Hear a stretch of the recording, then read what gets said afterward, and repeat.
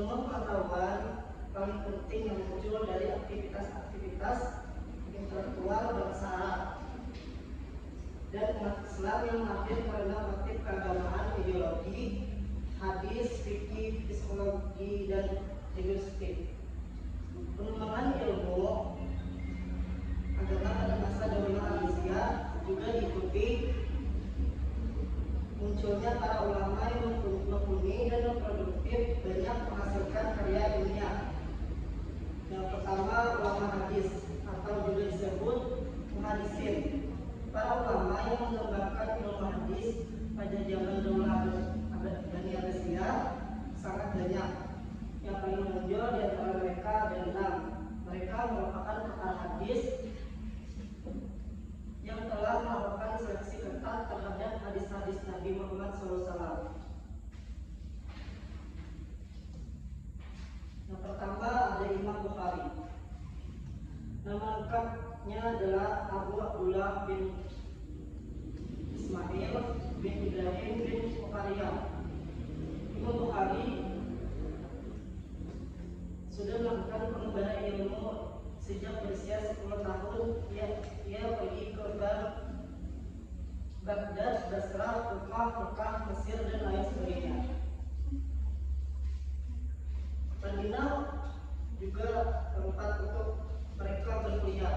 Dari para guru besar hadis, pada usia 18 tahun dia sudah hafal karya Mubarak dan Muhammad bin Jalal bin Malik. Yang kedua ada Imam Muslim. Nama lengkapnya Imam Abdul Husain Muslim bin Al-Hajjaj bin Muslim bin Quraisy, yang dalam sejarah Islam dikenal dengan sebutan Mamarah, daerah-daerah yang terletak di belakang sungai Zihur di Uzbekistan, Asia Tenggara.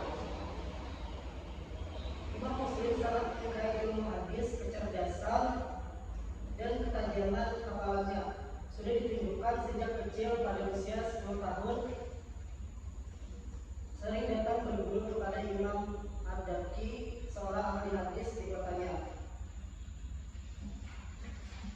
Yang ketiga ada Abu Daud. Nama lengkapnya Sulaiman bin Alsi bin Ishaq bin Basir bin Syahid bin Amir al-Ajid. Hadis-hadis yang diperolehnya dia sering hasil menyaringkan di buku-bukunya dalam Alkitab As-Sunnah. Para ulama yang menjadi guru Imam Abu Dawud sangat banyak jumlahnya, di antara Ahmad bin Hanbal, Al-Qani, Abu Amr al-Rashid, Muslim bin Ibrahim, Abdullah bin Raja, Abu Walid Tarishani, dan lain-lain. Yang ketiga ada Imam At-Tirmidzi. Imam At-Tirmidzi banyak mengarang kitabnya, diantaranya Kitab Al-Hilal, Kitab As-Sama, Kitab Sunnah, dan terkenal adalah Kitab As-Sunnah. Dalam bab hadis Hasan disebutkan bahwa Sunan At-Tirmidzi adalah induk hadis Hasan. Dalam kitab tersebut ada 4 bagian. Pertama, bagian yang dipastikan kesalahannya. Kedua, bagian mencapai syariat Abu Daud dan As-Sahih. Ketiga, bagian yang jelas khilafnya. Keempat, dalam hal yang ia terangkan dalam katanya sendiri.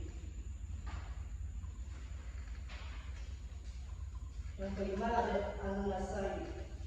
Nama lengkapnya Abu Abdurrahman bin Soib bin Ali ibn Abi Bakar Ibnu Sinan An-Nasai, lahir pada tahun 215 Hijriah, dikenal dengan nama Nasai. Dinisbatkan dari kota Nasai, salah satu kota Khurasan. Imam Nasai terkenal karena ketinggian sanad hadisnya. Yang keenam ada Ibnu Majah. Nama lengkapnya Abu Abdullah Muhammad bin Yazid bin Majah al-Rabi al-Qazwini, lebih akrab dikenal Ibnu Majah. Ibnu Majah terkenal kejujuran dan keahliannya, dilahirkan di Mesir.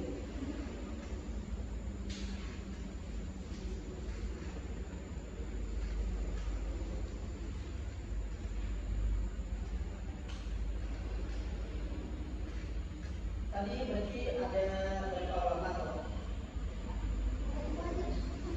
Coba bisa diulang kan? Yang pertama tadi kan ada Imam Bukhari, Imam Muslim, ada Imam Abu Dawud,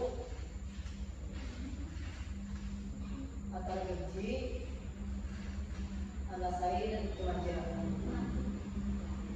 Lanjut.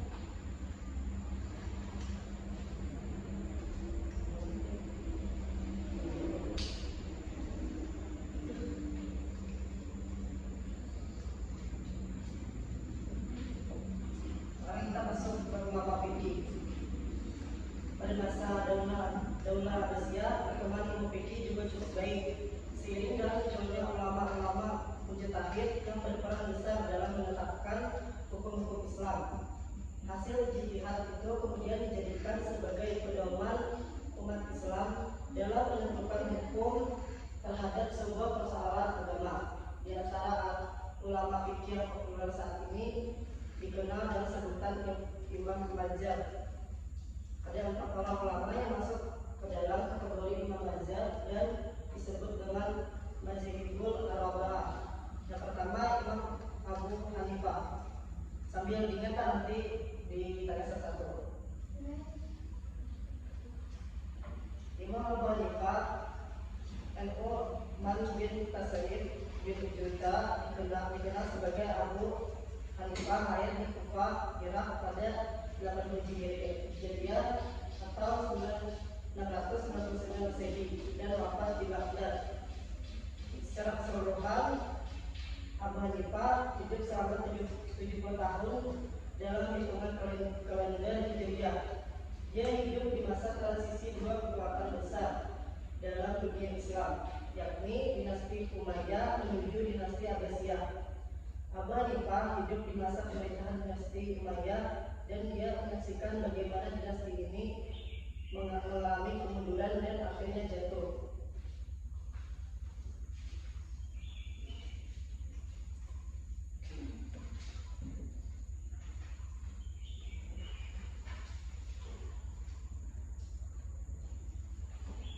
Yang kedua, Imam Syafi'i.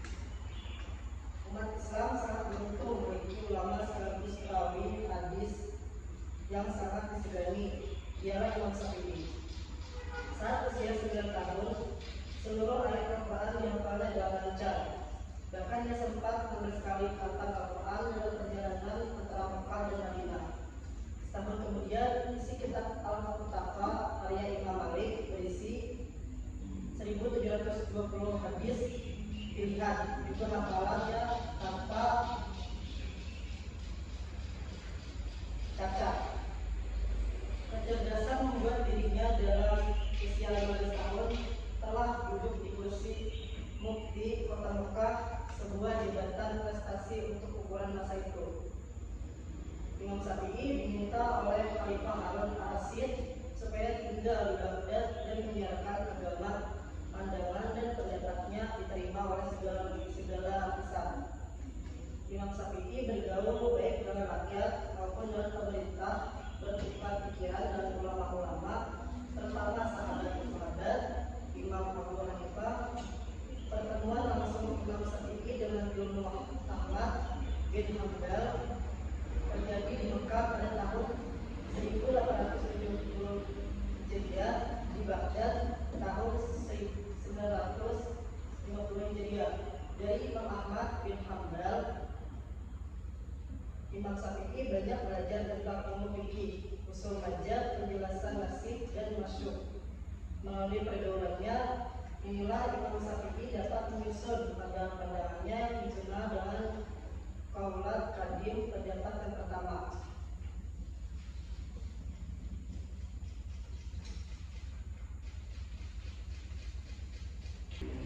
Yang terakhir ada ilmu ulama tafsir, yaitu Imam Ibnu Jarir At-Tabari, nama lengkapnya Abu Ja'far Muhammad bin Jarir.